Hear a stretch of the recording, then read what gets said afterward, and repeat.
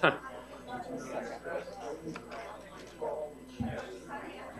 got an order of service in your someplace.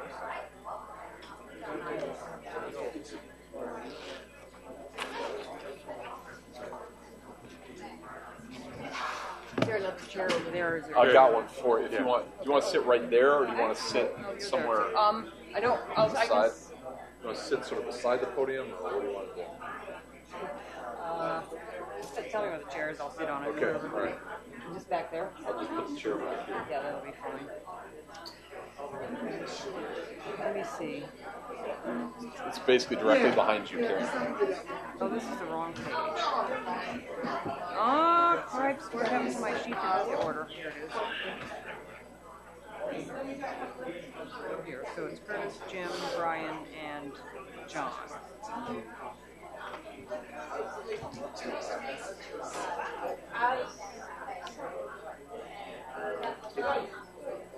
We're doing all the time. Where's my mic? What do you have from others? I have Curtis, Jim, Brian, John. That's correct. Okay. Well, good afternoon, everybody. Is this on? Yes, apparently so. It's 2:45 according to my watch, so we're going to go ahead and get started. Please take a seat if you haven't found one yet. And we're going to go ahead and get started. The next panel is going to be a very interesting one. The topic is technology. And we have four more very knowledgeable panelists. I've been very impressed with the panels so far, as well as with the breakout sessions that I've been in. We're doing a great job coming up with a lot of good ideas and looking at a lot of things from a lot of perspectives, which is the goal of this conference. So thank you all very much for participating in it with your minds open and your willingness to contribute. Our first speaker on the technology panel is Curtis Chong. I've worked with Curtis Chong for a number of years in Iowa. He is now in New Mexico as a technology trainer and has a great deal of background in technology all the way around. So, Curtis.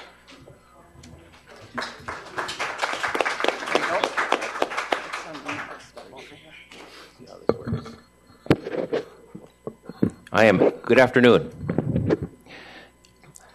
I want to know if anybody, just out of curiosity, we've talked a lot about Braille and Refreshable Braille the last couple of days. I'd be curious to know how many people who are Braille users who were presenting up here actually used hard copy paper for their presentation. Because I would suspect that those of I used to do that a lot when I lived in a Braille-rich state. I find myself now relegated, and I say this advisedly, to using electronics, an electronic PDA, in order to organize my thoughts. Anyway, so my first acquaintance with Braille technology actually came in the early 1970s when I was forced to figure out a way to get the IBM 1401 computer to produce Braille. And I did this with the simple expedient of taking the ribbon off of an IBM 1403 printer, putting a piece of garter elastic across the front, and writing a little program that would take all the holes in the punch cards and convert those to Braille, and brailing them on the printer in the same way that a slate and stylus does it. Some of you may not remember the slate and stylus. So when we think about Braille, even though we've talked a lot about Refreshable Braille, the first Braille that, of course, any of us knows and that the world knows is the kind of Braille that comes on paper, essentially consisting of a dot that is punched through a paper by making a hole, not all the way through, but partially through to get to the other side, right? That's how the Braille is produced. This is how most of the Braille has been produced on paper that we know. The Perkins Brailler uses this technology. The Slate and Stylus uses this technology. Every other Braille embosser that I'm familiar with historically has used the same type of technology. In other words, you move a poking device, keep your fingers out of the way, and you get a dot or more. And if you space them correctly, people think you actually have Braille.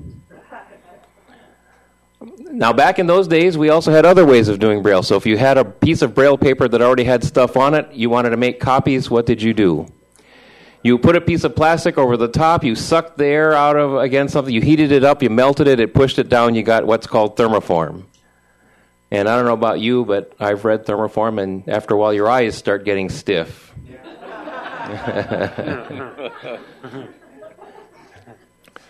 New forms of Braille are coming out. I've seen technologies where they put these dots on top of the paper, not the plastic ones you peel off, but it's actually much more you can't peel them off, but they don't have a hole in the bottom. It's just layered on top.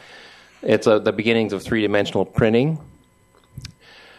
And that technology is it's still only available on huge devices that can put the dots on top. You can't do this. You can't do this at home. It's not safe. And as we think about, it's amazing. I have all these notes, and I'm now ignoring most of them. But let me say this. Those of us who are using refreshable Braille displays, I want you to think about this. We have, out of necessity, because it took so long to get anything in Braille historically, convinced ourselves that it's acceptable to have one line of Braille. So the refreshable Braille displays we use today, the ones that are in this room, how many of you are using a device now that is mated to or on your lap has refreshable? Say I. Aye. A great number of you. I said I too. The technology that drives those pins has two things. It's old. How old is it?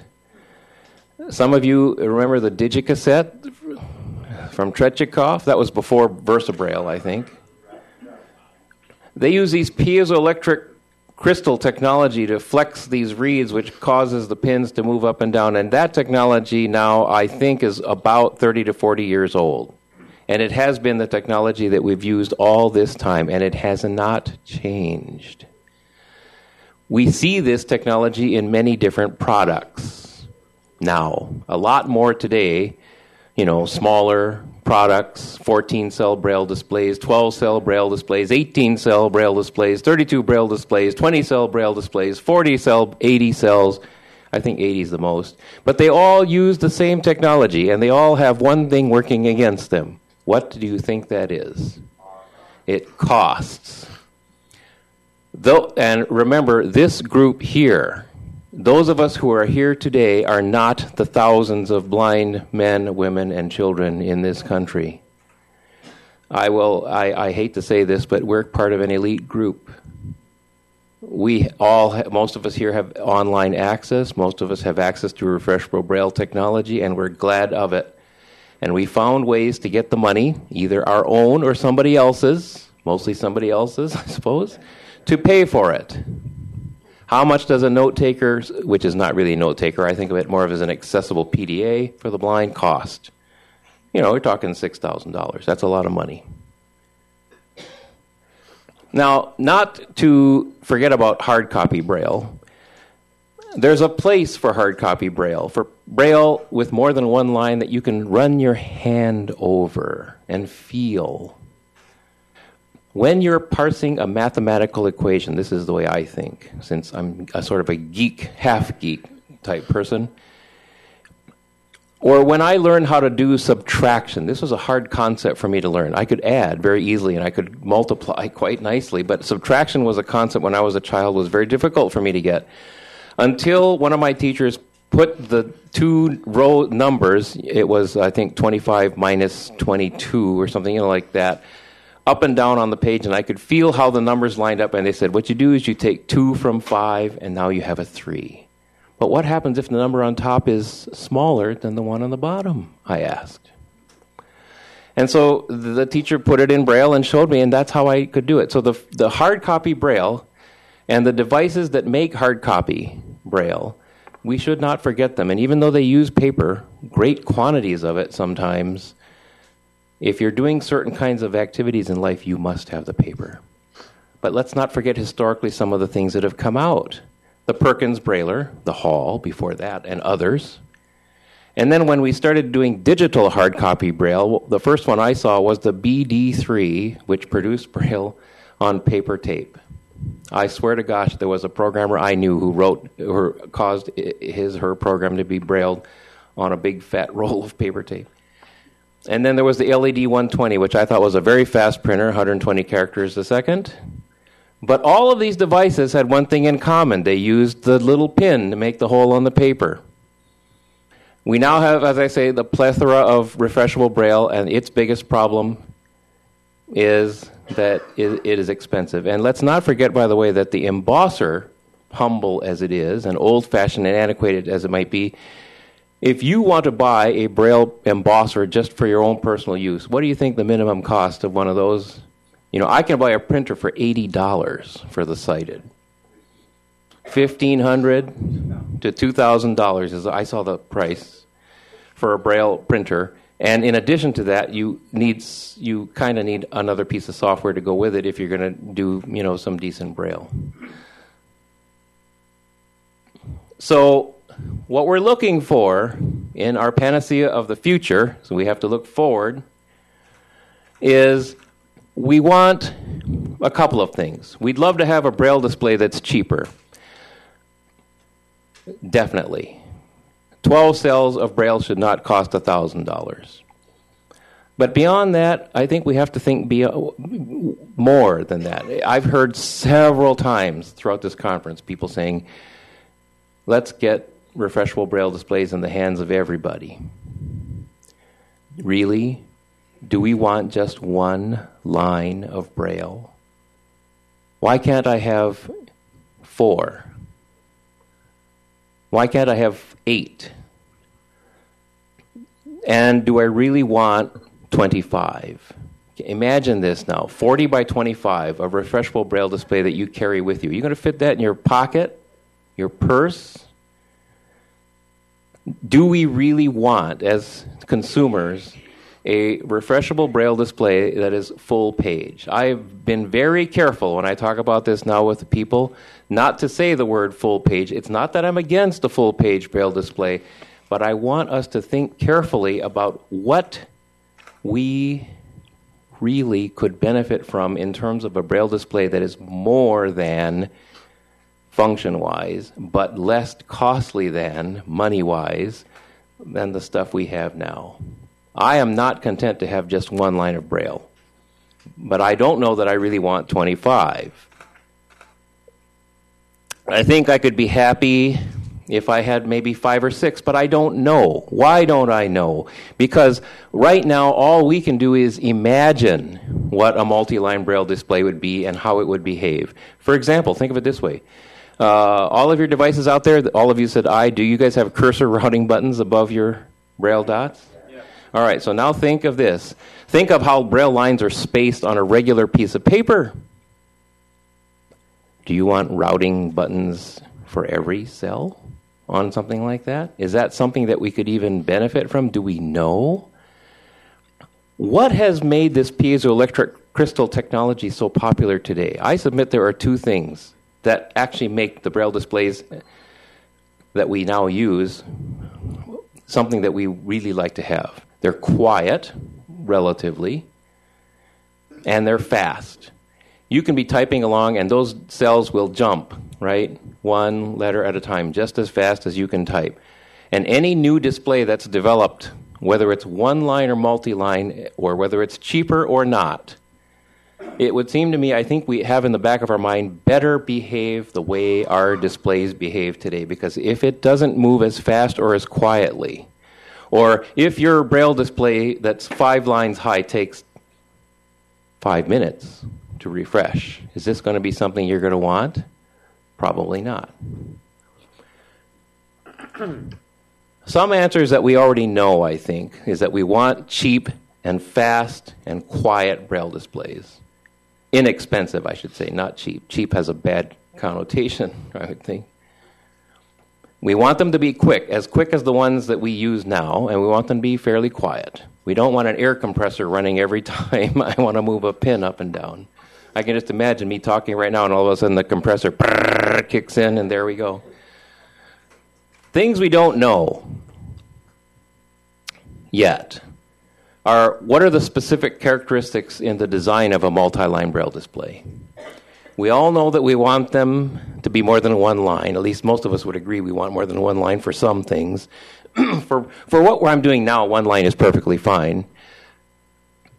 But I don't know that anybody knows how many lines are optimal, or maybe we should have a display that's shrinkable and expandable. You know, like you could have 5 lines, or for another 100, I'll get you 10. You know, that kind of thing. I can see the marketing hype now. You know, we sell Braille displays that are modular. You want 5 lines? You got them. For an additional $50, we'll get you 10. 25 will get you 12. So I think what we want are Braille displays maybe that have a variable number of lines that we can adjust. That would be something nice to have.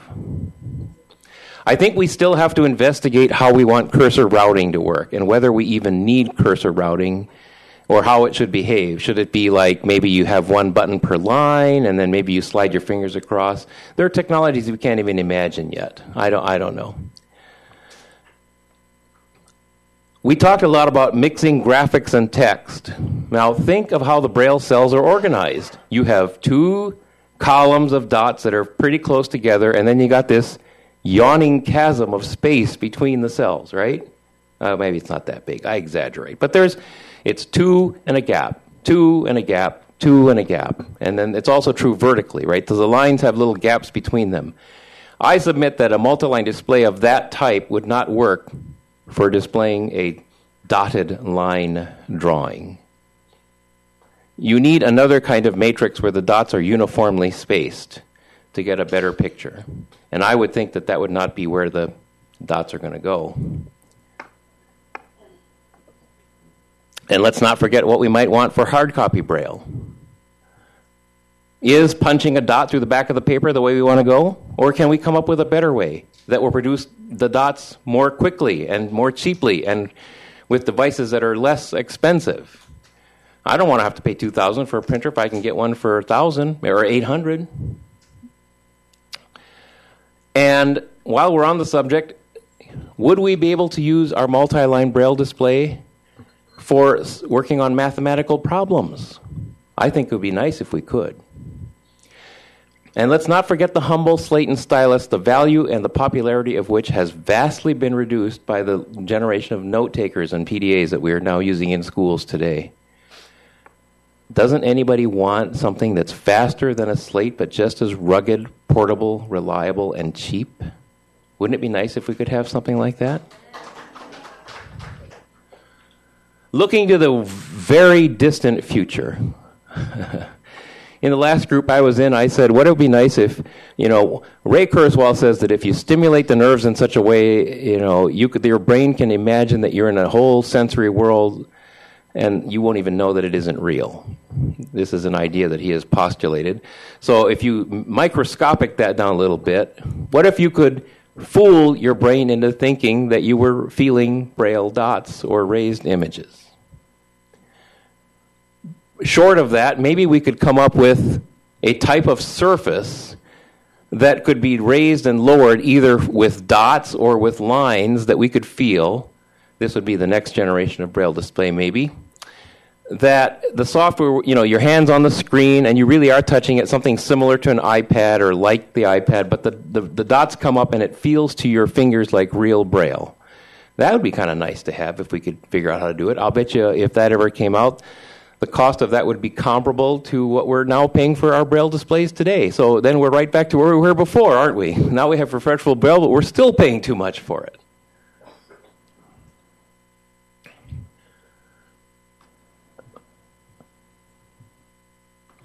So I think we're at the stage right now as we dream, and we really must dream of our future. We have to start imagining how we want the devices of tomorrow to behave. And I think we should not always settle for what we have. I think we should start planning for what happens if multi-line displays become available. I think we should plan for how, find ways to do some studies or to take people aside and let them play with them a little bit to see how they should work and solve this question.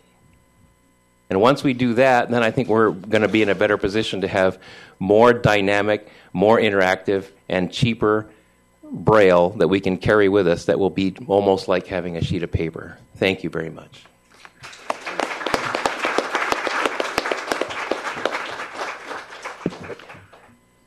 Thinking out of the box. That's what we've got to be doing here. Thank you, Curtis. Our next speaker is Jim Denham. He is the Director of Education Technology at the Perkins School for the Blind. Jim.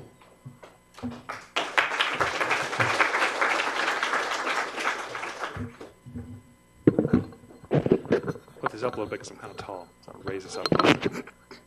Good afternoon. I'm Jim Denham, and as stated, I'm here with the Perkins School for the Blind. I am the director of, it goes back and forth. Some people say assistive technology, sometimes it's education technology. I'll wear both hats, that's just fine. But first of all, before, I know you guys have received this several times from Stephen and various others, but I just want to welcome you all to Perkins. The building that you're in, you've heard a little bit about it yesterday, but the building that you're in is about 1.5 years old. I'm lucky enough to have an office in this building, and it's a fantastic place to be. It's seeing students interact with technology and seeing students use this building. It's fantastic. It's just a great place to be. So from all of us here at Perkins, welcome. So I'm with the educational programs side of things. So I'm with the students and working with the teachers and making sure the teachers have the technology that they need and know how to use it, some training and different things. And I want to talk about that and how our students are using Braille. And I want to talk about how Braille is being used around Perkins and other places, and also about maybe what would a student of 15 years down the line look like? What kind of access would the Braille access would a student 15 years on the road have access to? So Braille here on campus. Braille here on campus. First of all, let me just say too, is that I'm going to borrow a quote from my friend Deborah Kendrick out there, and she said yesterday. She said, I get to talk about one of my favorite topics, Braille. Well, I'm here today. I get to talk about two of my favorite topics, Braille and technology. So I'm a Braille user myself, and I'm using Refreshable Braille display up here with my notes on it. So I'm using Refreshable Braille. I actually prefer using Refreshable Braille when I'm giving speeches because I can quickly move around and arrow around and get to those different things. It's much easier to produce. And so students here on campus use Braille both on and off campus, use Braille in a wide variety of ways. Everything from the early learners just learning to read a book on a Refreshable Braille display and a note taker. They'll use Braille. We've got a whole bunch of Braille embossers around campus, and we're lucky enough to have the funding to have some of these Braille embossers in our buildings, and some of them are networked. So a teacher wants to produce something in Hardcopy Braille, they can send it to a Braille embosser down the hall and get that in Braille, Hardcopy Braille. We've got students using PDAs and carrying these PDAs around, using them to take notes in science classrooms, using them to take notes while they're doing chemistry experiments. Of course, you always got to keep the beaker of water away from the Refreshable Braille display. That's a lesson we teach early. So we have students using those different things. And, I had a parent, and we've all heard this, I had a parent come to me and say, well, my daughter, she's just starting here, and she was in high school, but she's just starting here, but she doesn't need to learn Braille. She doesn't need to learn Braille. She's got her books on tape, and her computer talks to her, and all this kind of stuff. My daughter, she doesn't need to. We're not teaching Braille at home, and we'd like it if you didn't teach her Braille, because she doesn't need to learn it. Same student, about 3 months later, she learned Braille, or maybe 6 months later, but she learned Braille, she learned the basics, and she was learning about editing. And she was trying to use editing with synthetic speech. She's moving around, trying to figure out what character her cursor was on, and where she was at in the document, moving around. And the technology teacher says, well, let's put a Refreshable Braille display in front of her and just reinforce these Braille skills she's been learning. And let's put a Refreshable Braille display in front of her and teach her how to edit using Refreshable Braille. And when she actually saw the words being inserted and saw where this little cursor was and how she could move the cursor with the arrow keys and put that cursor, beginning of a word, type a new word, and boom, it would be right there. And how she could see that editing. It made all the difference in the world. And so it's things like that that make my job so fun, because I get to see these students just excel and take off with this technology and see them do things that they couldn't do before. And so much of that is because of literacy of Braille.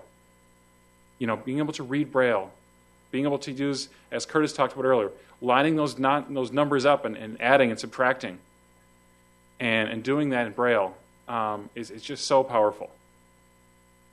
So Braille is very widely used here at Perkins, I will say that, and more students are learning it every day. You'll see the Braille signages we have, both in this building and all around campus, and we emphasize that and enforce that, and it's just a major part of life here at Perkins. But let's talk about Tommy. Tommy is a fictional character, and Tommy's probably born sometime this summer. And Tommy's going to be born blind. And what's Tommy's life going to be like maybe 15 years down the road? How is Tommy's life going to, how's he going to interact with things 15 years down the road? Well, I think Tommy's going to walk into his classroom. These are just my opinions, by the way, just where I see Braille, where I hope Braille will be in 10, 15 years. I think Tommy's going to walk into his classroom, and it's going to be a chemistry classroom. And Tommy's teacher's going to say, oh, by the way, Tommy, we're using a new version of a textbook today. I just found a new version of a textbook that we're going to use, and we're going to use that this semester. Tommy's going to say, no problem. He's going to go to APH or someplace. He's going to download that textbook to his portable device, and he's going to pull up a full page or multi-lines of Braille on a device that costs less than $1,000. And that device is going to show him the graphs that his sighted friends are looking at. It's going to show him all the equations. It's going to allow him to line up those numbers because it's going to have multiple lines. And he's going to participate right with his sighted friends, right along and have the same information in Braille and be able to see all the different graphs and all the different numbers. And, Tommy being a 15-year-old boy, he gets interested in driving. Just like his friends, they all want to drive and cruise and that kind of thing. So Tommy's going to get into his Google car,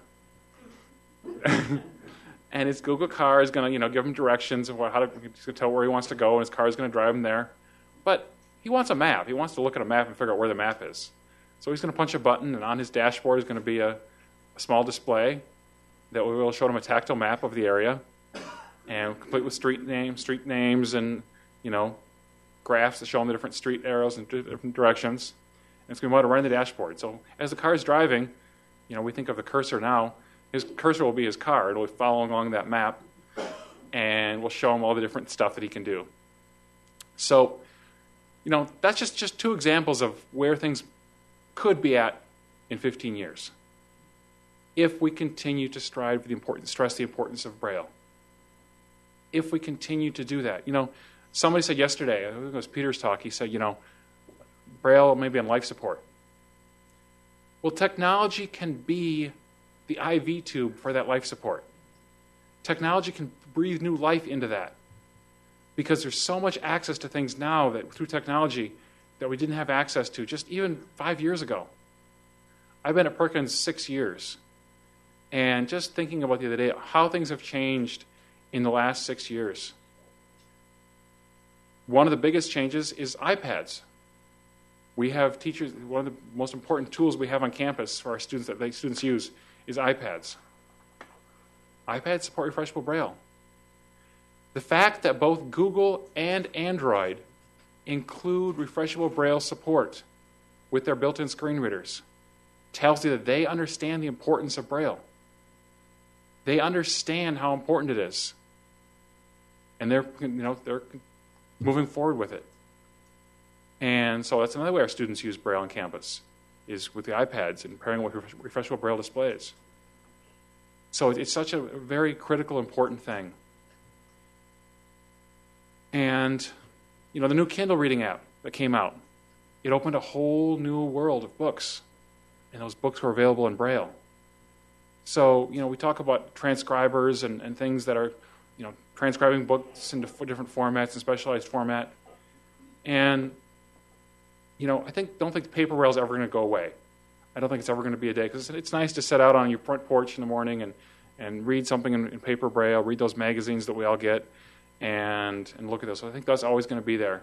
But the ability to get materials so quickly in Refreshable Braille is so important. And as we talked about earlier, Curtis talked about having that multi-line display and reading multiple lines at a time and having it be a portable device that you can easily access. That's really empowering. So what we need to do on the education side of things is we need to empower our students to embrace the future. And we need to empower our students to embrace a future with Braille. Thank you very much.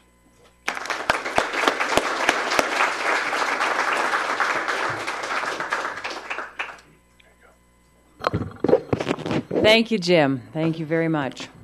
Our next speaker is another Bostonian, Brian Mcdonald, president of National Braille Press. Brian.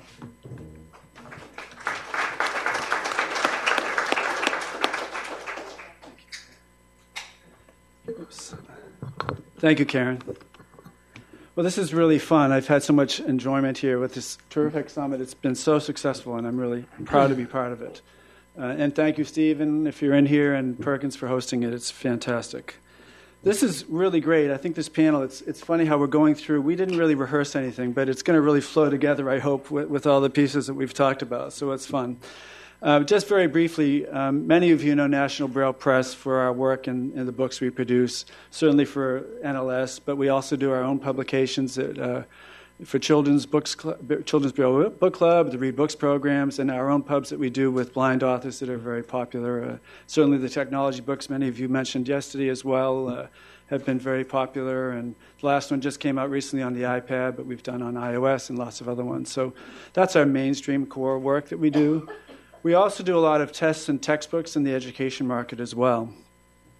Well, 4.5 years ago, we founded a Center for Braille Innovation, or CBI for short, for many of the reasons that Pete Osborne mentioned yesterday, and for the others in reference to the concerns we all have for the decline of Braille literacy rates over the last few years.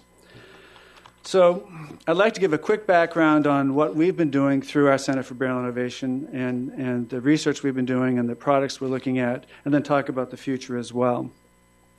Well, our initial objective for this was to find lower costs for refreshable Braille displays, and then to talk about how we could have apps or games to encourage blind students on their own time to passively practice Braille, since often in the public school system they don't just get enough time to learn their Braille skills.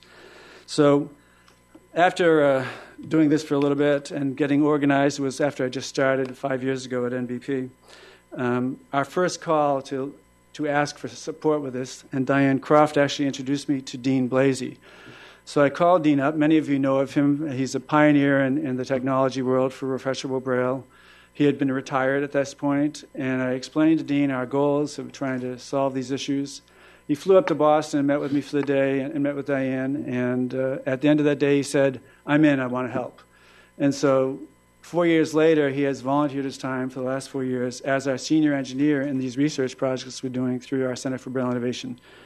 So the first thing we did was recruit people to be part of this team, our team CBI. And we called people from all over, all walks of life, researchers, engineers, university people, tech people, that are blind users of equipment, as well as non-technical people. And we had a brainstorming session to say, kind of what Curtis was describing, what do people really want? What is the ideal thing you'd want in a device or a display? And of course, they went for the whole enchilada, the Holy Braille, as Noel Runyon put it, the full page display, the thing that everyone's seeking, and never can get to.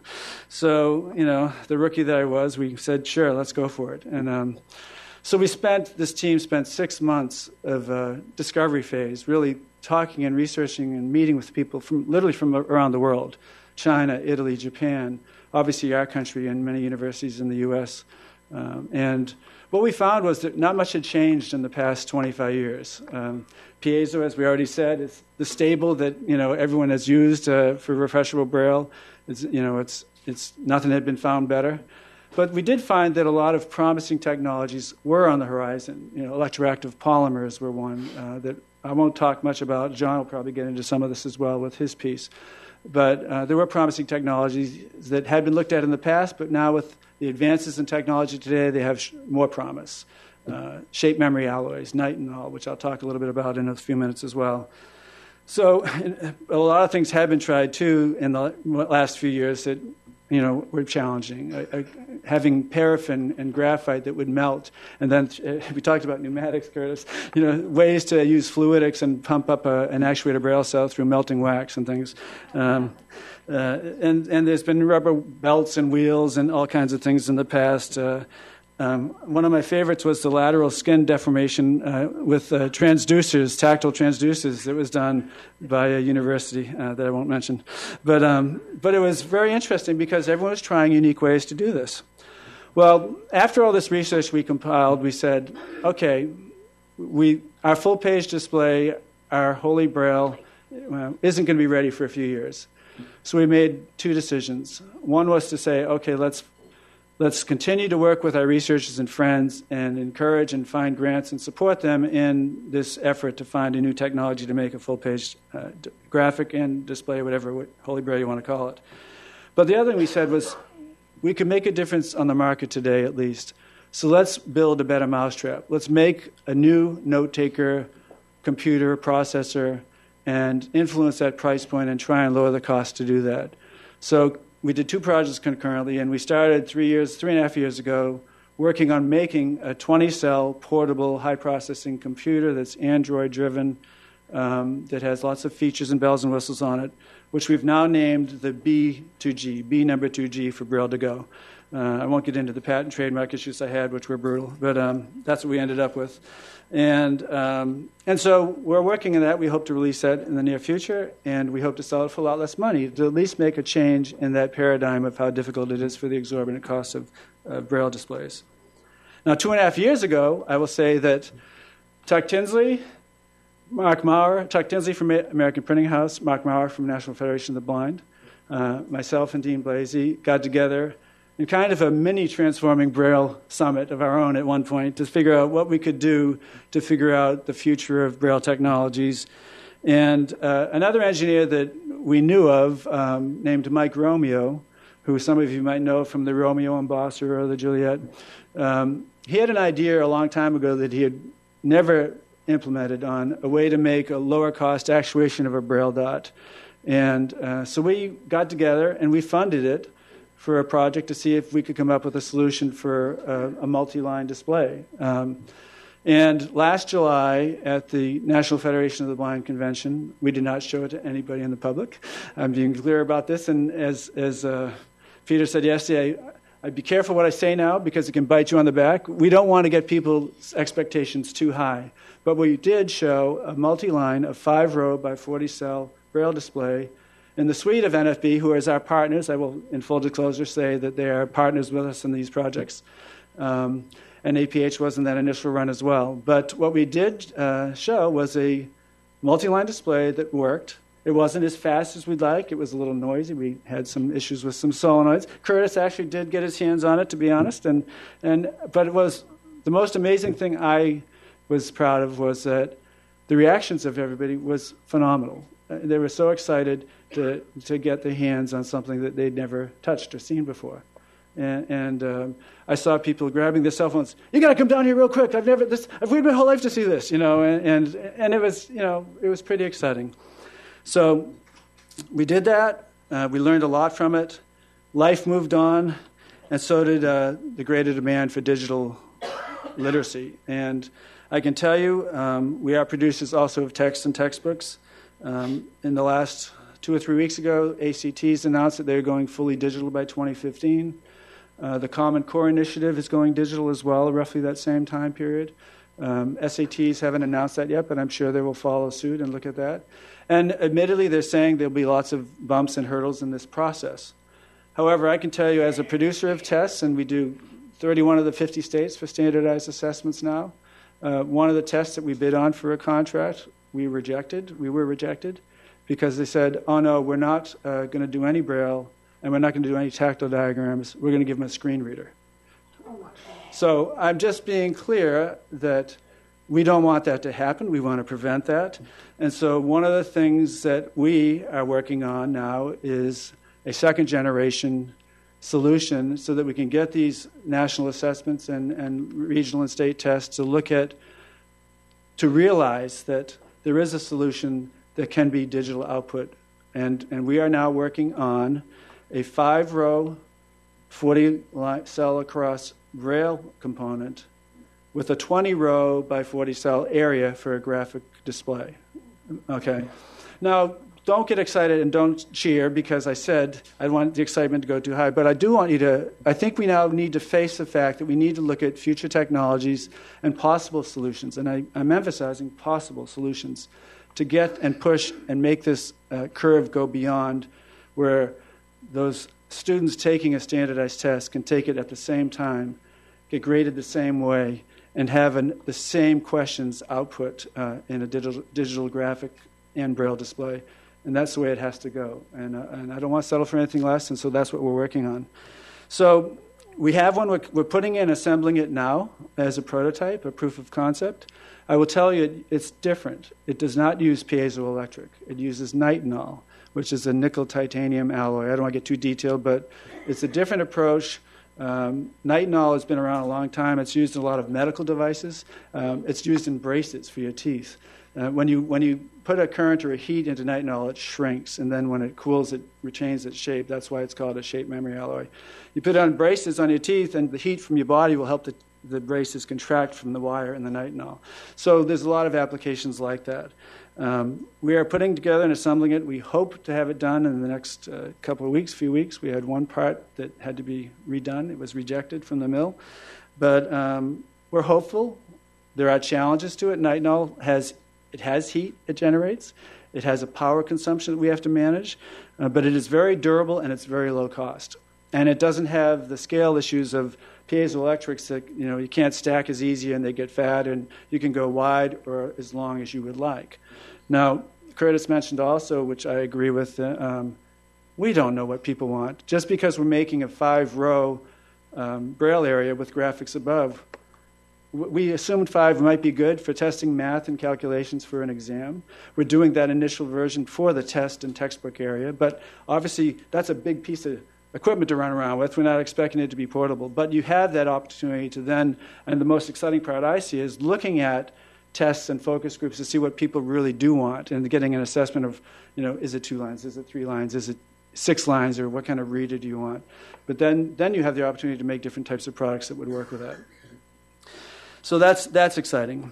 Now, I want to be clear on a couple of things, too, that are really important.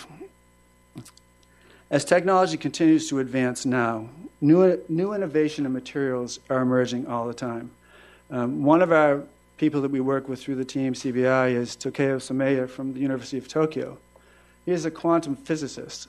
He is a genius in Japan, and he's very well respected. And he was working on robot skin, but he realized that this polymer material could actuate Braille dots.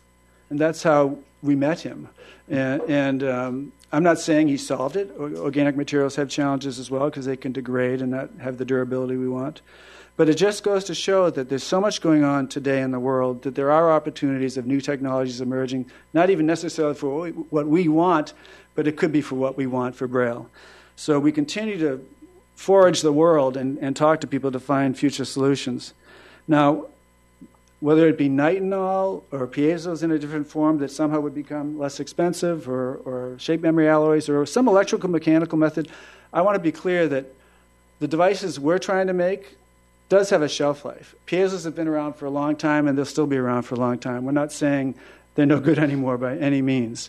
And the one we're making, the B2G, is a piezoelectric version. We're just trying to lower the cost. It's an intermediate solution. It's buying time for the future, as Jim was saying as well. So let's go to that 15-year-old Tommy, because the other thing that is very exciting to me that we're looking at is haptics, which Betsy Bowman was talking about them briefly earlier with her Benetech and Bookshare program. So right now, haptics are being used primarily for gaming. Now, there's lots of haptics is in reference to touch. There's vibrating haptics, and there's non-vibrating haptics, too, where you do trick your nervous system to feel the prick and the point of a page or a bump that isn't really there on a glass surface of a tablet. And I can tell you, if you Google IBM 5 and 5, they always do the 5 innovations in the next 5 years that'll change the world with technology. Robin Schwartz is with IBM as a director there in this area, and I talked to her about a month ago on it. She just recently said that touch is one of the 5 future technologies that'll change the world. And in her description, I should read it to you, but I won't. I don't use my notes either. I write them, but I never look at them again. But what she did say was this: 5 years from now, you can take your smartphone or your tablet, and if you're interested in surfing the web to buy some material in Italy, you will be able to feel the texture of that material, whether it be Egyptian cotton or this or that, and determine if you want to buy it by the touch on your tablet. Now, that sounds pretty out there, right? But I can tell you, I've already had the opportunity at the Google I/O conference to feel one of these devices that when we were working with Google on our products. And one of the companies that does haptics came over to us, and they were doing gaming. They were there to show gaming, and they said, "Hi, we want to talk to you about it." And I said, and they showed me a 7-inch Nexus tablet, an Android tablet like I have on my table. And he showed me a 6-string guitar picture. And he said, "Touch it, and then pluck it." And you could not only hear the music like you're playing a guitar, you could feel the vibration, you could feel the string. And I'm telling you, I said to him, he knew my questions before I even got them out of my mouth. "What is the resolution? How small can you go?" He says, "Oh yeah, we can do less than a Braille dot." And I said, and what about feeling a solid line? And he said, "Yeah, that can be done too." But he said also, "We're into gaming, we're not into Braille." It's a reality check, right? So it just shows that the future and the possibilities are not that far from what reality is. So we're continuing to look into those areas as well. As much as we're making products that aren't even proven yet, we're looking 5 years, 6 years from now to try and find solutions that we can do that. So I'm very optimistic about the future of Braille and Braille technology. We are right now living in the most exciting technology, industrial revolution of all time. And we take it for granted, but it is true right now. And I'm confident we'll find these solutions for Braille that will be affordable. But not only that, if you can take these haptic designs, put them into a traditional tablet, which isn't hard to do. We now have a universal design product, never mind a specialized assistive technology Braille device, a universal design that brings the cost down for everyone. So that would be the ultimate goal that I would always want to have for everybody, to have that as a final solution. So, tying into Peter's initial quote about Braille, I will steal and take lots of liberty from Samuel Clemens and say that the death of Braille is greatly exaggerated. So, thank you very much.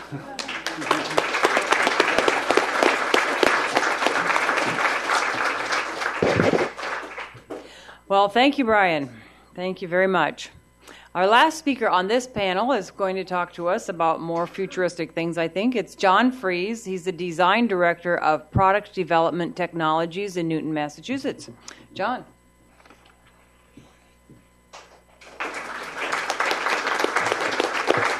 Thanks, Karen. Thanks for having me here. First, I'll give you a little bit of background.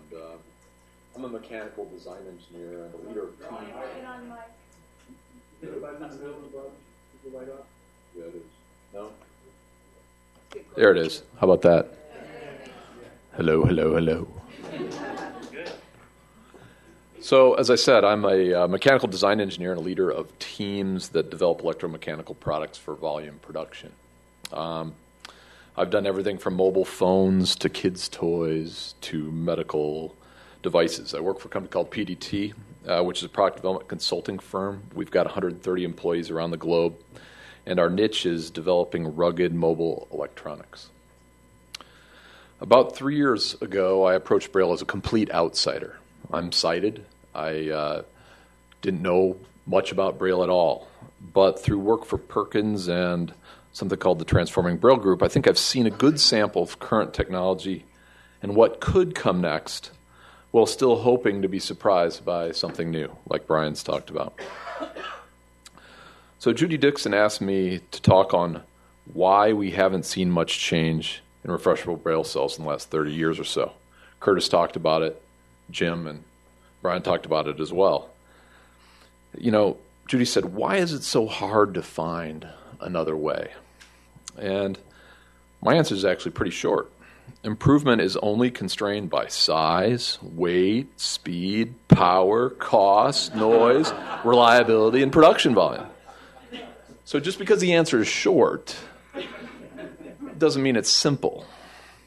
And as an engineer, I'm sort of the bad guy to say that it's not magic, that it requires a lot of work, that current piezo devices may cost too much and they require more maintenance than desired, but they actually perform pretty well across those criteria when used in a single-line device.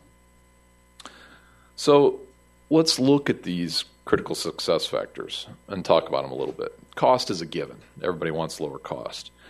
But size of the Braille dot is probably the biggest issue in finding a way to improve on piezo cells. Even though we're starting to see haptic QWERTY keypads, these are on text letter keys that are probably 50 times bigger than a Braille dot. So scaling down to a touchscreen haptic output to the size of a Braille dot, even though it may be theoretically possible, is just too big a leap right now when we're just getting into production with something that's 50 times the size of a Braille dot. Even the smallest tactile switches and keys are still 5 to 10 times larger than a Braille dot. So finding something to meet the Braille standard is therefore forced to be some sort of micro-sized mechanism, and mechanisms mean complexity and cost.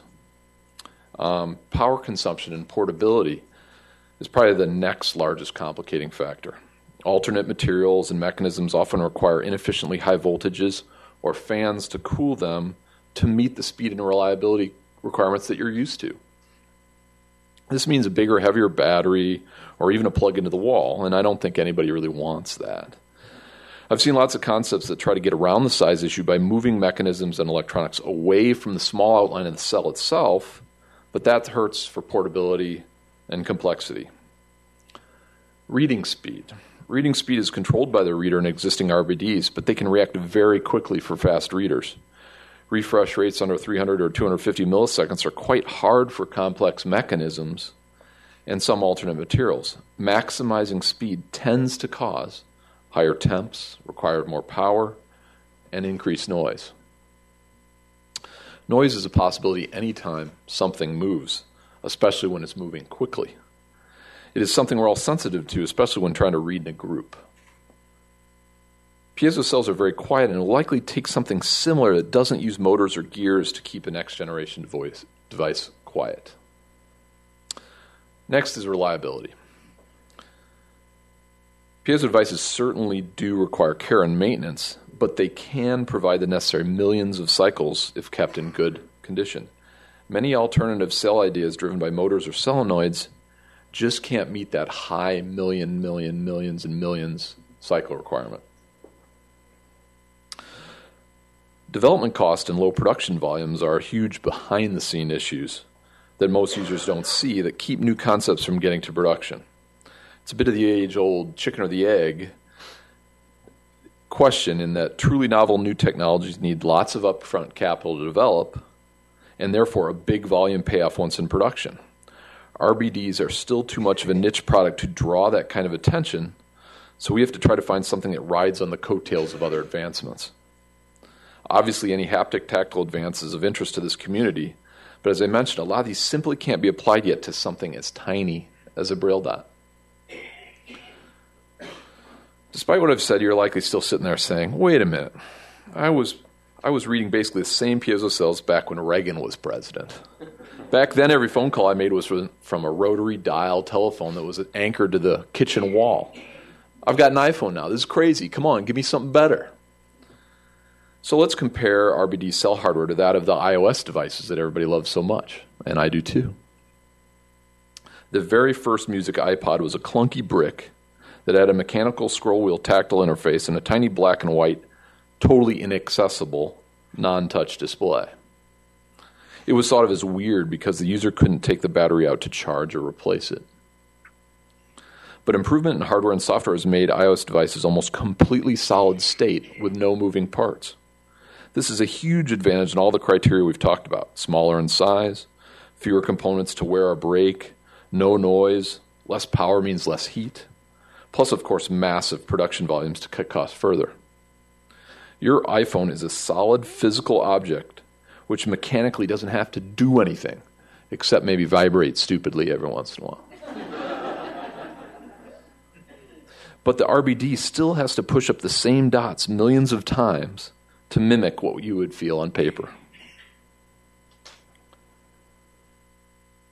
The reality of product development is that most products fail to catch on and are forgotten. Not to get too philosophical on you, but we need to fail a lot before we can make real improvement on something that works decently well. What is critical is that we need to make sure that all of the many well-meaning, and in a few cases well-funded, efforts to improve on the piezo cells aren't forgotten, but in fact are built on and learned from. From talking to many longtime Braille users, I know that a lot of global effort has been spent trying to get the same idea to work over and over again. The team I've worked with on the Transforming Braille group is trying to spread that information so that at least others will be aware of what has been tried previously so that we can be efficient in our resources. So now you know all the excuses for why nothing has replaced piezo cells. What does this mean we can expect in future Braille technology? Of course, I can't know for sure, but I would categorize likely future developments in 3 groups. First group, cost reduction and modified use of existing piezo cells. Examples are new products from APH, NBP, and others that push lower cost in other components and or use fewer cells while still hoping to grow the market to push piezo cell volume up and hopefully drive them further down the cost curve. But piezo costs will only come down if there is competition from other types of cells. The second group is what I would call novel use of existing materials in new mechanisms. These will tend to be complex workarounds by clever and motivated mechanical people who don't listen when someone says, "It'll never work." These new mechanisms are prone to compare badly to piezo cells in at least a couple of the critical factors we've talked about, just like Brian mentioned. But they can still be successful in the market as long as users can accept the benefit trade-offs with the fact that they'll fall short of piezo on speed or noise or portability. The focus of a lot of these concepts is currently on multiple line or full page displays because it is so tough to beat piezo for a single line unit. The third group is, as Brian mentioned, based on new material science to develop electronically controlled polymer actuators. These are materials that are trying to more directly and efficiently turn electrical input into movement using more solid-state control approach. Most of you have heard about the potential of these EAP concepts for years, as they've been in development for a long time. But some are really getting much closer to getting to market. And why? It's because demand for high-volume mobile haptic devices that could help drive costs down below piezo while matching or improving on other criteria. These materials have taken lots of time and money to develop as well, so they will still have patent protection and at least some cost issues to start, but should offer lower costs once they're designed into high-volume devices by the big boys of tech. Believe me, if Apple comes out with a haptic keypad on an iPad screen, they will be only doing that because they've gotten the cost down to where they can make a nice profit for all their shareholders. So, could a product from one of these 3 categories be successful in bringing lower-cost RBDs to market in the short term? I certainly hope so, and I'm sure they will. In the longer term, could something even more advanced get developed that doesn't fit into these 3 general categories, but still promotes Braille literacy? Absolutely.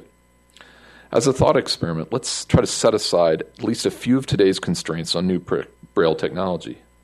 Given that we are approaching a point where it may be possible to sidestep the need to be constrained by paper, maybe the long-term answer isn't finding a way, or the long-term answer is finding a way to use the Braille code language developed with such effort in new ways, not dependent on tiny dots on a piece of paper. Given that the greatest step change in electronics has come in moving to solid-state components and better user experience, why not tailor a jumbo or alternate size Braille cell size so that each dot can be felt haptically?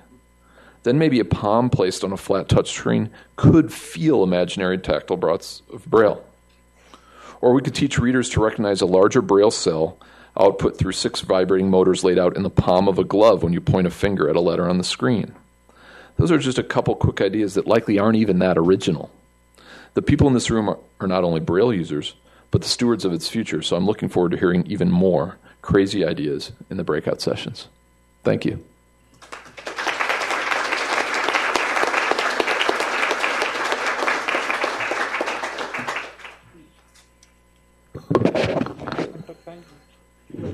Sure.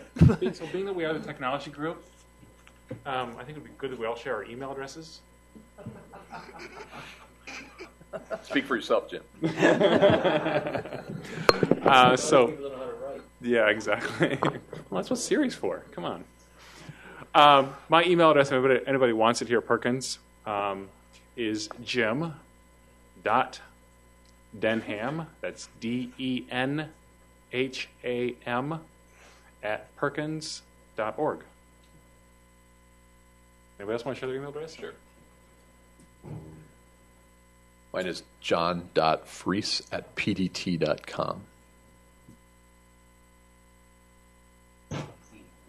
B. Mcdonald, MacDonald, at nbp.org.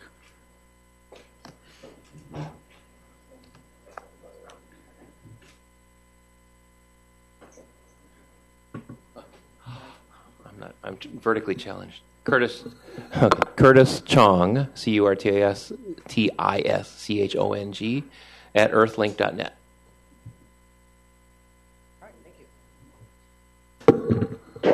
Challenged as well. All right. Well, thank you very much, all four of you. We do have time for questions. So, do we have a runner for the mic? And where'd the mic go? Okay, here we have the mic. Okay. I don't think so. Okay. Any questions? Raise your hand. Brian will bring you the mic. Oh, thank you. This is more of a comment. I frequently have, this is Beth from Iowa, I frequently see articles posted about university researchers or graduate students who have had some brilliant idea of how they can help the blind. And this often occurs more with mobility ideas than Braille, but kind of the same idea. And yet they haven't talked to any blind people to see if such a thing as lasers coming out of their glasses or something like that would be practical.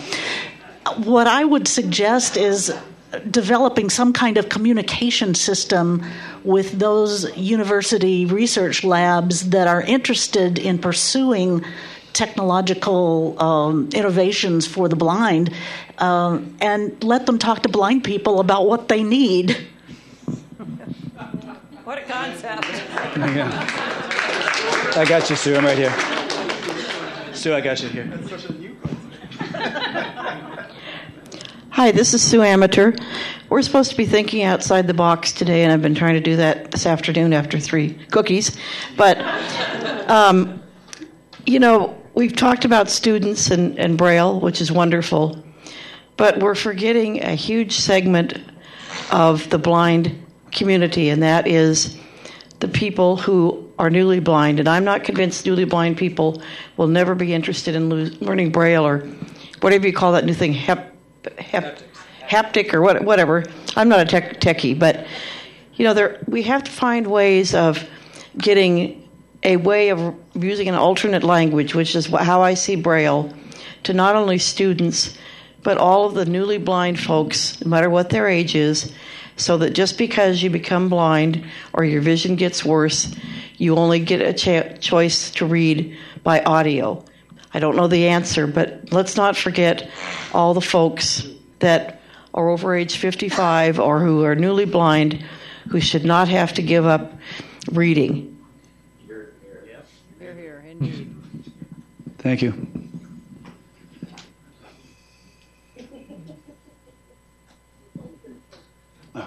Over here. Here you go. Do you have a question? No. Going along with what Susan just said, there's another group, too, that we have to think of. A lot of people, as they age, those of us who were born blind and possibly learned Braille in school and maybe gave it up in favor of audio, are suddenly going to need to return to it because they will be experiencing hearing loss. And all of a sudden, all those audio things are not going to help them very much. So they need tools and refresher materials in Braille and so forth to be able to use it as well. Indeed. Any questions for the panelists? We've got some people with some extreme technical information up here. This one in the back.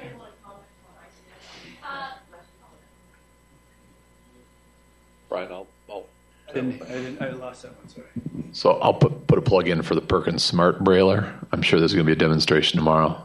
I think that is intended to help people that are newly going blind at any age. I'll also respond to Beth. Yeah, Beth.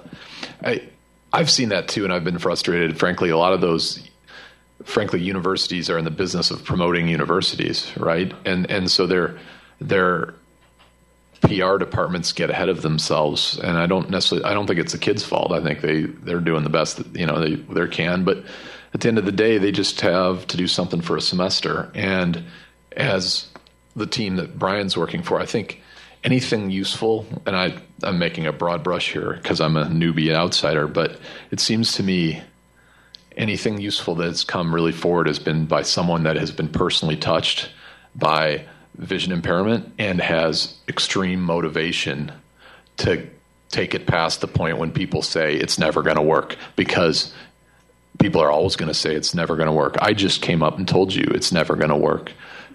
People need to be motivated to get past it, and that just doesn't work in a semester. Yeah. Where's the mic? Okay, so I want to, as those of us who understand technology, and a lot, I think we also have to remember that the question of Braille knowledge and Braille availability and Braille usability is not only a technological issue in terms of devices that are not yet out there or that are out there and cost too much, but there's also a sociological dimension to this, and it has, I believe, a lot to do with what people believe blindness. Why do universities talk about travel devices that aid the blind that most blind people who are competent travelers think are ridiculous? They do this because people who can see grow up learning to use their vision. This is what we're all taught growing up. And they cannot conceive of a world in which you have very little vision or no vision and yet be competent. And as long as our society believes that that is the case, that people with less vision or no vision are not competent and cannot be successful, we will continue to have crazy ideas that come out that are based on people's misperceptions about what blindness and low vision are.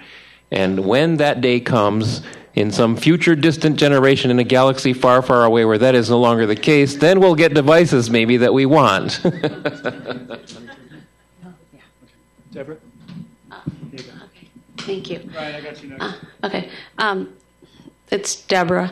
And I wondered, so many of these things come into my inbox about various university things that sometimes I hit the delete key a little too quickly. And there was one a few weeks ago, it's not a university thing, but in India, where they say they've got some kind of thing that will produce Braille, I think in a haptic kind of environment on iOS devices. And I wondered if any of the panelists have looked into that and know more about it.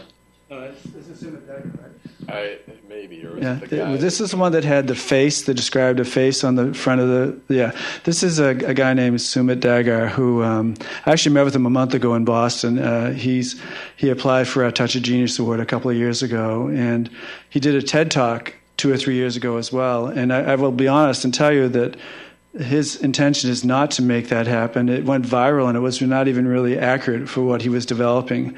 He is trying to create a cell phone that on the very top edge of the cell phone, it would have some Braille output using Nitinol. And he's working with the India Institute of Technology. And we're helping to work with that too. But what came out as information, it really got covered in lots of areas, was not even accurate, just to clarify that for you. If that's the same one that you're talking about, John. Okay. Brian Charlson, you had a... Let me get the mic for you. Sometimes when you ask a question, you say, well, we've got Braille here, and I've been talking to friends and say, so what's such a miracle about 32 cells or 40 cells when it comes to a Braille display or a Braille line. And it's all because it was designed around how many would fit in a common piece of paper. 32 cells, because it fits on an 8.5 by 11 inch piece of paper. So we've designed a code around something we're now trying to talk about stepping away from. Are there variations we can make to the code that would make it more achievable electronically? We talked about how small the dot was, and the size of the dot is currently the problem. Does something have to get to the point where we can do the dot exactly the way we've described it up to this point? Or can we redesign what we mean by a dot in the process? A slightly bigger one? A slightly taller one? We've been limited by the medium. Why do we keep talking about it as if it has to be exactly what we think hardcopy Braille feels like at this moment? Good question. I keep walking this way. I have. Brian, I think that's a really good point. And I think, as Curtis talked about, the ways we produced Braille really hasn't changed. It's something sharp pointing through a piece of paper. And I think one of the things that will really change the thing that you're talking about is the size of the dot and the shape of the dot and the height of the dot, is this 3D printing. And I see 3D printing. I mean, I saw the other day they made a 3D printing of an ear. And they actually were growing a human ear. And they used a 3D printer to make this ear, and they grew the rest of this ear in a petri dish. It's pretty amazing. So if they can grow ears, I think they can grow Braille dots. And I see this as a technology that's very much in its infancy. But as you're producing this 3D Braille dot, as you're producing Braille in a new method besides just piercing the paper, I think you're going to have the ability to have different size Braille dots and different heights of Braille dots. And that's going to do marvelous things for tactile graphics. And so when I was talking about, Tommy 15 years from now, that device he's got on his dashboard to read his... Hi, puppy. The device he's got on his dashboard to read his map might not be, Braille as we think of it. It might be a haptic. It might be something that a map that he's printed out using a 3D printer. So, I think 3D printing is definitely what's really going to influence what you're talking about. I have a thought. Curtis, you can take it. Can I use this one? One of the things I think that we have to, as blind people looking to the future, be leery of is conservatism. Just because a thing has been done away for years does not mean that is the way it should remain forever. But since we, of course, all maintain that blind people are no different than others in terms of our humanity, we must recognize that the population of the blind, if there is in fact such a thing, is just as resistant, just as stubborn, just as conservative, and just as leery of change as everybody else. Therefore, when somebody comes up with what people first think of as a crazy idea, the first reaction generally will be, that's the dumbest idea I've ever heard. I don't want to hear any more about it. And if that's the way we govern how we head toward the future, then we won't have change and we won't have more Braille. Practical example from my personal history. John Gardner came up and developed the View Plus Braille embosser, the Tiger, And he showed me some mathematical equations on paper that had lines drawn for some of the mathematical symbols. And he said, I got a lot of flack from the Braille purists who said this was not the Nemeth code and it was a horrible code. And he said, I felt kind of disappointed in my own people because they told me this that when the Tiger was producing. And I said, John, I thought that was absolutely wonderful because what you showed, for example, was an integral expression that you could feel with your hand exactly which part of the equation was covered by it. So I'm putting in a plug for liberal thinking, not left and right, but as in willingness to adopt new ideas or at least to examine them to find out as we move forward, what if an uppercase Braille letter was actually a set of dots that was higher than the letters surrounding it? That would be new and different, wouldn't it? And if we have 3D printing, maybe that's the kind of code we can come up with. And 50 years from now, the dot of Braille as we know it today may turn into something completely different. And I want all of us to think that those are very real possibilities that could come at us as we move forward. Other questions? It's Deborah. Well, I just have a comment because in case this turns out to be the product, I want to make sure as many people as possible remember that I said this in 1982. So I brought this up in the last breakout session, but in conjunction with what Curtis is saying, think outside the box. When I talked about that little story that I wrote in 1982, 2020 with a twist, how my protagonist reads is that she takes a print book off the shelf, she puts it on a flat, the platform of a flat device on her desk, and the Braille is instantly converted to, the print is converted to Braille. And I'm thinking that we're closer to that than we know. It seems like with 3D printing and other kinds of things, that could be the direction we're headed in. So you never have to have stashes of Braille material. You just have the same material everybody else has, and you have a device that converts it right now when you need it. So I just want you all to remember, I thought of it in 1982. Is there a fee for this idea?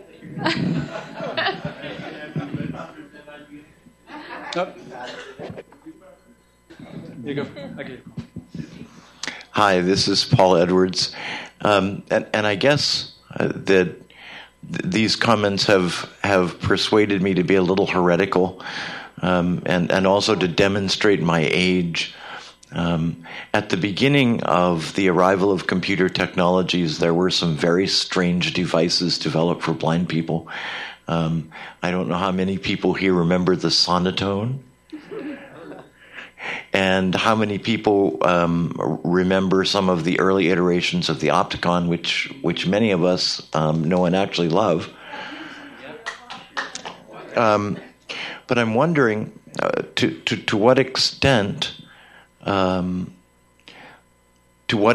we need not only to be thinking out of the box, but needing to be asking, and this is where the heresy comes in, whether the shrinking number of people who can learn Braille, which is a complex code, and which appears to be not being appropriately or properly taught, whether we are coming to a place where we actually need to say pretty clearly to some of the folks who are working in this field, is there another approach that doesn't involve the use of dots, but that can convey information that amounts to letters to a device in a rapid and easy way that is communicable to people who are blind, to the point where technology might encourage us to actually abandon Braille?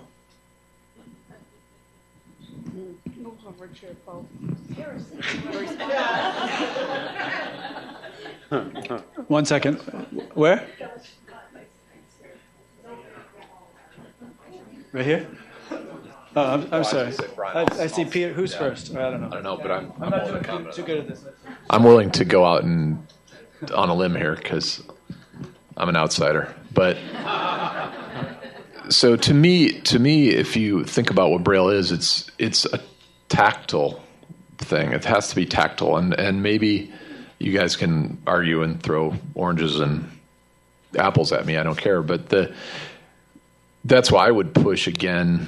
Don't throw away the Braille code and all that it means, because it's a language on its own that goes across other spoken languages, and it seems like it's a very valuable resource. But just transform the media that it's sensed through, or still use tactile, but either make the Braille cell larger so that technology can help you make refreshable Brailles that are less costly, or think of those things in your breakout sessions of ways you can still keep it as a fundamentally tactile thing, because that's the sense that you guys that it has historically been, and keep the code and all that knowledge is in there, but just don't be wedded to the same thing that was done for this.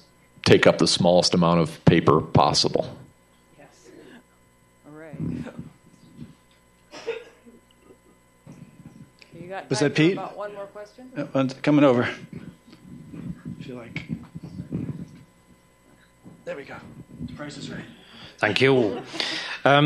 Pete Osborne, we're talking a lot about the Braille cell, and I'd just like to draw the panel a little bit on the cost issue, because yes, the cell is hugely important, but it is one component of a Braille display. There are many other components, and actually, if you looked at the price of an individual cell now, the manufacturing cost of an individual cell, that's only a relatively it's a significant part, but it's not the whole of the cost of a display. Can I draw the panel on the issue of cost a little bit more? And are there other things that we could do, even with the existing technology, to actually bring down the cost of a Braille display? Me go first? I think you're the guy. Okay. Sorry. Well, I can tell you there are different components to it, but realistically, so you have the piezoelectric piece, the Braille cells themselves. The device we're creating is a 20-cell display. We're not using our own. We're not creating our own. Obviously, we're OEMing a METEC version. We like METEC. It's very, very reliable. So we're paying for that. They did give us a good price, but it is the most expensive part, pretty much, of the device, Pete. The circuit board, our device has lots of components on it, so our circuit board is kind of complex. Before I even go too far, I want to say that just because we're doing this, it doesn't mean that we shouldn't have a really, really low-cost mechanical version for developing countries too. So I don't want to leave that out. That was in my notes, but I forgot to read my notes, so I just want to add that real quick. But in reference to your question, we're trying to change that model, and we're trying to find a lower way to do that. And our margins are different. We're not going to use direct sellers. We're doing it through the web. So there are a lot of overheads and applications that make a difference to that ultimate price. So we're taking the bill of materials, the cost of the product. We're adding, obviously, service and components to maintain that and for betterments in the future. But our margins aren't going to be the same because we're trying to cut those costs in a different way, if that helps you a little bit, Peter. I recently was in a meeting with a pediatric ophthalmologist, a retinal surgeon, and it was a very interesting discussion because as we were talking about the visual diagnosis and then the treatments and the procedures that go on in addressing the child's visual needs, a question of Braille came up, and it was like the question came back to me: isn't Braille sort of obsolete with all the technology? And again, it's not to say anything against the medical community in this regard, but it's just a question of, I think when you're so steeped in technology that we lose a bit of literacy, the gateway to literacy, which is Braille, and technology then becomes the tool that can propel someone forward. I'm just wondering if you have any comments or any ideas on how we can help or talk to or respond to the medical community in that regard so that we can see the balance. Can I go again? Sorry, I don't want to hog this, but I can tell you at National Braille Press, we have met in the greater Boston area with the New England College of Optometry, and we've actually lectured at their schools, and we brought some of our blind people involved to explain what they went through when they go to the doctor and when they were children and what the impacts were.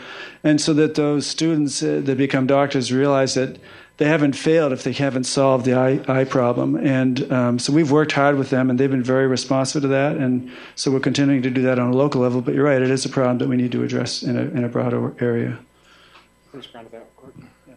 One more question. Just a quick response to that. Oh, I'm sorry. Go ahead, John. Okay, we'll get you. All right, you're the last one over there. We'll get you. Just a real quick response to that. What I would say to that ophthalmologist is, my child needs to learn to spell. And my child needs to learn, to work with large numbers. And my child needs to be able to look at labels on restrooms and elevators and things like that. And, Braille is really important for that kind of thing. And technology doesn't replace it. Technology enhances Braille. Yeah. But that's longer than an elevator speech. All right. One more question? I'm coming over. Hold on. Debbie. Pretty good elevator. I got you, Debbie. Oh, good. Pretty short. I do. I guess you can tell I'm Canadian. I'm just too darn polite. My question is actually for Brian and John regarding the first, Brian, this device that you're developing. It's a 20-cell. is your graphics as part of the same unit, or is it a separate piece? I'm not clear on that. And for you, John, if you had to choose between the three groups of technologies that you spoke of, what do you see being the most possible at this point in time? I'm going to walk over to John while I answer your question. We're making two different attempts. A 20-cell display is a traditional one-line piezoelectric Braille display, Debbie, called a B2G. We are working on a 5-row by 40-cell across Braille area, then a graphic area above. That is one device, a very big device, because it's made for tests or textbooks. Okay, I'll get John now. So I mentioned three groups, and actually the first one is what Brian's already doing. They're taking existing cells, and frankly, APH is doing as well. It's just, scaling a 40-cell device down to a 18-cell device saves you half or more of the cost right there. It makes it more uncomfortable for the user in some cases, but that's one way to reduce cost. I think of the three I mentioned, the electroactive polymer or electromechanical polymer or new material science stuff is really, that's got the greatest potential to lower cost most dramatically, even if it won't do it right away. Yeah, EAP or EMP or whatever. Yeah, there's lots of different people working on it. All right, that's all the time we have for questions. We are right at the end of the time slot. Thank you all very, very much. Now, don't go anywhere, because there are two things that I want to do. The first thing is there were some questions about going to the airport tomorrow and whether you should bring your suitcases here tomorrow if you're checking out. And I believe that the answer to that question is yes, you should, and they'll have a place to put them. And you're on your own for getting yourself to the airport. We're not providing transportation to the airport per se, but we can get cabs. So those questions, that's the answer to those questions. Pardon me? Oh, yeah, okay. Just a second. Okay, and what's the answer? Oh,